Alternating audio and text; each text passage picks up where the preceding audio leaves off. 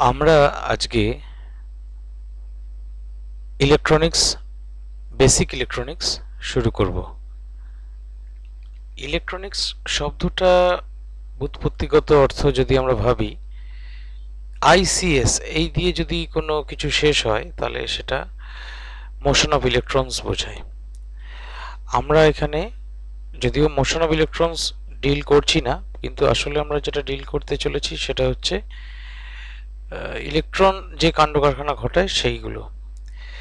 তা সেইখানে আমাদের প্রথম যে জায়গাটা আসতে হবে সেটা হচ্ছে সেমিকন্ডাক্টর ডিভাইসেস।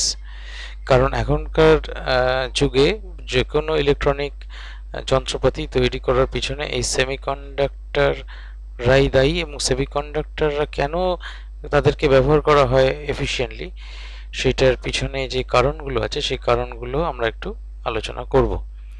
তা প্রথমে সেমিকন্ডাক্টরের ব্যান্ড থিওরিতে আমরা আসব, ব্যান্ড থিওরি অফ সলিডস। এবং ব্যান্ড থিওরি হচ্ছে, এখানে ব্যান্ড অর্থ হচ্ছে energy band. Energy band, energy band যদি এনার্জি ব্যান্ডের ক্ষেত্রে মেটাল, সেমিকন্ডাক্টর এবং ইনসুলেটরের ক্ষেত্রে যে ছবিটা হয় সেটা তোমাদের সামনে দেওয়া আছে। এইবার মেটালের ক্ষেত্রে দেখো, আমরা এনার্জি লেভেলটাকে দুটো লেভেলে ভাগ করেছি, একটা হচ্ছে কন্ডাকশন ব্যান্ড, একটা হচ্ছে ভ্যালেন্স ব্যান্ড। কন্ডাকশন ব্যান্ডের ক্ষেত্রে কিন্তু ওই ভ্যালেন্স ব্যান্ড এবং কন্ডাকশন ব্যান্ডের যে এনার্জি লেভেলটা সেটা দুটো ওভারল্যাপড হয়ে আছে।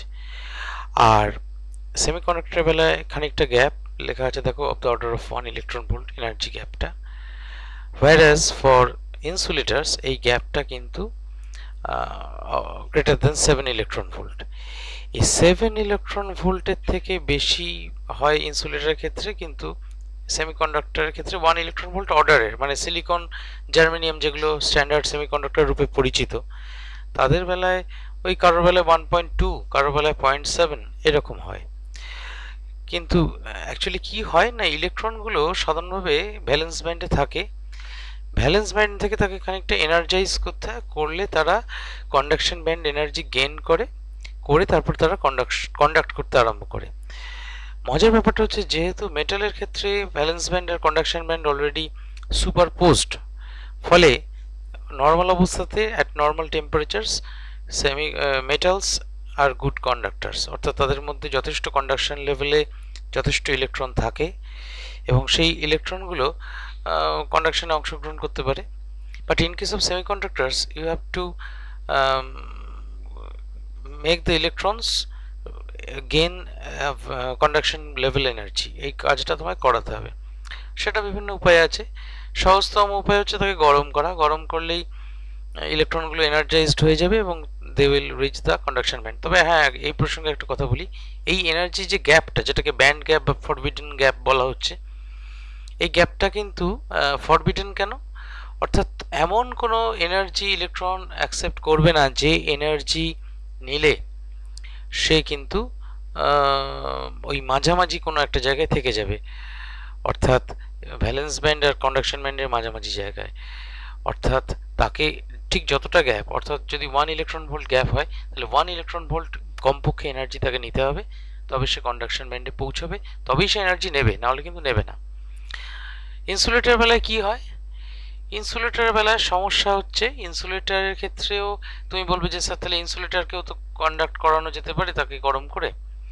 মজা হচ্ছে, এই 7 ইলেকট্রন ভোল্ট যে energy gap, forbidden energy gap, যেটা ইনসুলেটরের বেলায় বেশি, সেই গ্যাপটাকে ব্রিজ করতে গেলে ইলেকট্রনগুলোকে যতটা এনার্জাইজ করতে হবে সেটা ক্যালকুলেশন করে দেখা হয়েছে, এবং তার জন্য যে টেম্পারেচার তুলতে হয় আর কি, সেই টেম্পারেচার তুলতে গেলে দেখা যাবে যে এই ইনসুলেটরগুলো কিন্তু মেল্ট করে যাচ্ছে, অর্থাৎ they do not further retain their solid structure.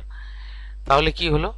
তাহলে naturally band theory of solids কথাটা বলেছিলাম, মানে বুঝতেই পারছো, এই যে থিওরিটা আমরা আলোচনা করেছিলাম সেটা কেবলমাত্র সলিডের ক্ষেত্রে প্রযোজ্য। যখন সেটা মেল্ট করে লিকুইড হয়ে যাবে তার জন্য আবার আলাদা থিওরি। তাহলে সাধারণ অবস্থায় সেমিকন্ডাক্টরের মধ্যে চার্জ ক্যারিয়ার খুব কম থাকে, থাকে না বললেই চলে। তুমি যদি একটা সিলিকন বা জার্মেনিয়ামের টুকরো নিয়ে তার মধ্যে দিয়ে ইলেকট্রন ফ্লো করানোর চেষ্টা করো, দেখবে প্রায় ইনসুলেটরের মধ্যেই বিহেভ করছে, কোনো কারেন্টই ফ্লো করছে না। So what is the remedy? তার জন্য আমাকে ইনসুলেটরকে এনার্জাইজ করতে হবে, মানে সহজ কথায় বলতে গেলে বাবা বাছা করে রাজি করাতে হবে এই তুই কারেন্ট ফ্লো করা। তার জন্য কি উপায়? তার জন্য উপায় হচ্ছে আমরা যে মেটেরিয়াল, ধরো সিলিকন একটা খুব কমন সেমিকন্ডাক্টর, তাকে আমরা কি করব, আমি যখন ছবিতে দেখিয়েছি বাঁদিকের ছবিটায়, সিলিকন তার টেট্রাহেড মানে মানে তার ভ্যালেন্ট হচ্ছে টেট্রাভ্যালেন্ট সিলিকন অ্যাটম হয়। এবার আমি সেইখানে ফসফরাস দিয়ে ডোপ করতে পারি বা অ্যালুমিনিয়াম দিয়ে ডোপ করতে পারি। কি ঘটনাটা ঘটে একবার একটু আসি। কেন ডোপ করব প্রথমে বলি। ডোপ করলে আমাকে চার্জ কেরিয়ার, ফ্রি চার্জ কেরিয়ারের সংখ্যা যদি আমি বাড়িয়ে দিতে পারি, তাহলে the material will start to conduct মোর।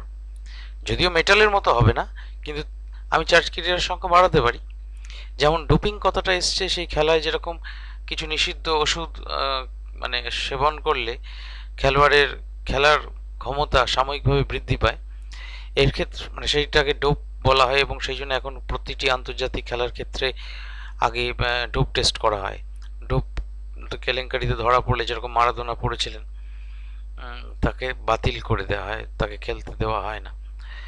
তো যাই হোক, এখানেও আমরা ডোপিং করছি ফর এ বেটার পারপাস।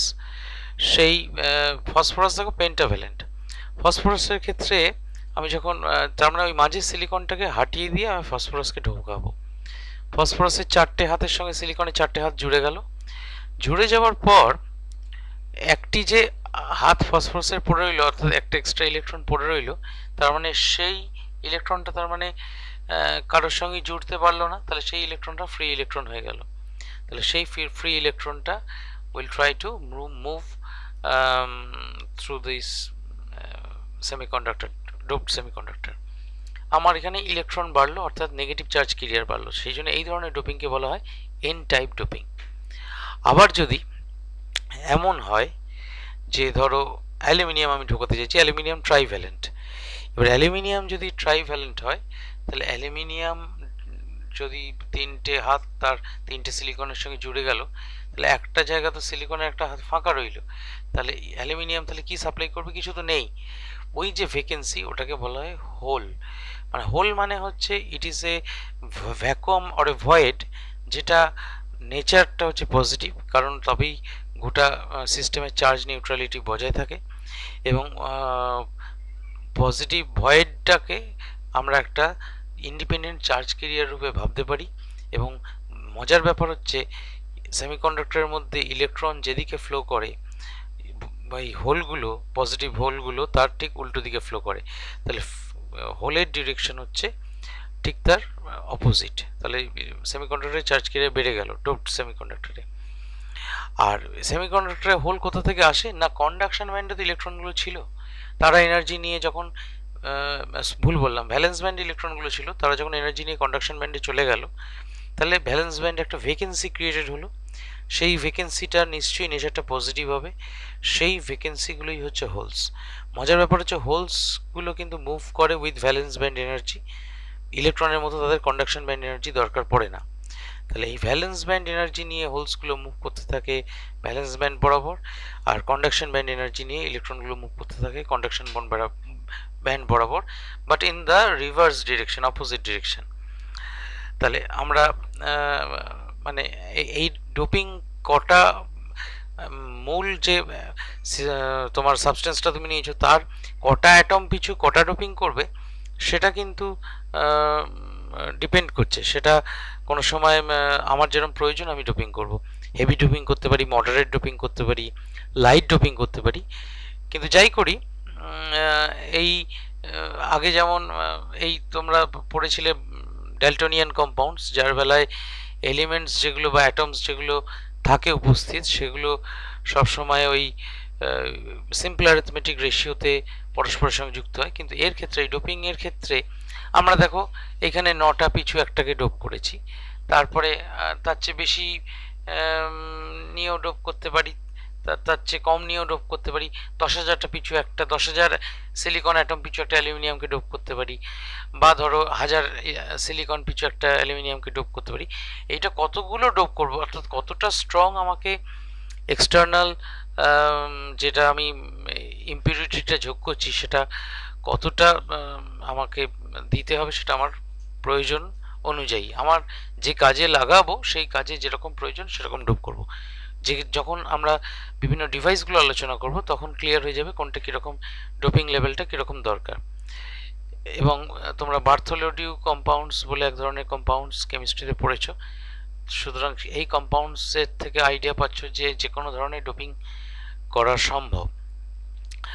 আর আরেকটা কথা সেটা হচ্ছে যে এই যে ডোপিংগুলো করা হচ্ছে, এই ডোপিংগুলো যদি করার আগে যে অবস্থায় ছিল সেমিকন্ডাক্টরটা তাকে বলা হয় ইন্ট্রিনসিক সেমিকন্ডাক্টর। ডোপিং করার পর এই সেমিকন্ডাক্টর নাম হচ্ছে এক্সট্রিনসিক সেমিকন্ডাক্টর। এই ডোপড সেমিকন্ডাক্টর গুলোই মূলত তড়িৎ পরিবহন করতে পারে, ইলেকট্রিক কন্ডাকশন করতে পারে, না হলে কিন্তু মানে আমরা আমাদের যে সাধারণ যে মানে সেমিকন্ডাক্টর ইন্ট্রিনসিক সেমিকন্ডাক্টর তাদের কিন্তু বিশেষ ক্ষমতা নেই। আচ্ছা, আর একটা জিনিস প্রথমেই বলে নেওয়া উচিত ছিল, বলা হলো না। আর একটা জিনিস প্রথমেই বলে নেওয়া উচিত ছিল, সেমিকন্ডাক্টর কাকে বলবো। সেমিকন্ডাক্টর হচ্ছে, তোমরা তো বলতেই পারো যে সেমিকন্ডাক্টর স্যার যাদের কন্ডাক্টিভিটি কন্ডাক্টর আর ইনসুলেটরের মাঝামাঝি, না, ঘটনাটা তা নয়। সেমিকন্ডাক্টর হচ্ছে সেই সমস্ত ক্লাস অফ মেটেরিয়ালস, মানে সেটা এলিমেন্টস হতে পারে, কম্পাউন্ডস হতে পারে, যাদের রেজিস্টিভিটি টেম্পারেচার বাড়ার সঙ্গে সঙ্গে বেড়ে যায়। এবার তোমরা প্রশ্ন করতে পারো এরকম হয় কেন, এবং এটা ক্লাস 10-এও পড়েছিলে। প্রশ্নটা হচ্ছে যে কেন হয়। দেখো, আমি যখন সেমিকন্ডাক্টর নিয়ে আলোচনা করছিলাম প্রথমেই বলেছিলাম যে যখন যদি গরম করি ভ্যালেন্স ব্যান্ড ইলেকট্রনগুলো কন্ডাকশন ব্যান্ডে চলে যাবে সেমিকন্ডাক্টরের বেলায় বলেছিলাম। তাহলে টেম্পারেচার যত বাড়ানো হবে তাহলে কন্ডাকশন ব্যান্ডে নাম্বার অফ চার্জ ক্যারিয়ার্স বেড়ে যাবে। তাহলে নাম্বার অফ চার্জ ক্যারিয়ার্স যত বেড়ে যাবে তাহলে কোনো একটা সাবস্টেন্স যেটা কন্ডাক্ট করার কথা তার রেজিস্ট্যান্স কমবে না বাড়বে? তার রেজিস্ট্যান্স কমে যাবে। অর্থাৎ চার্জ ক্যারিয়ারের সংখ্যা যত বাড়বে তত রেজিস্ট্যান্স কমবে। সেই জন্যই সেমিকন্ডাক্টরের বেলায় টেম্পারেচার বাড়ালে রেজিস্ট্যান্স কমতে থাকে, কিন্তু তারও একটা লিমিট আছে কতক্ষণ পর্যন্ত কমবে।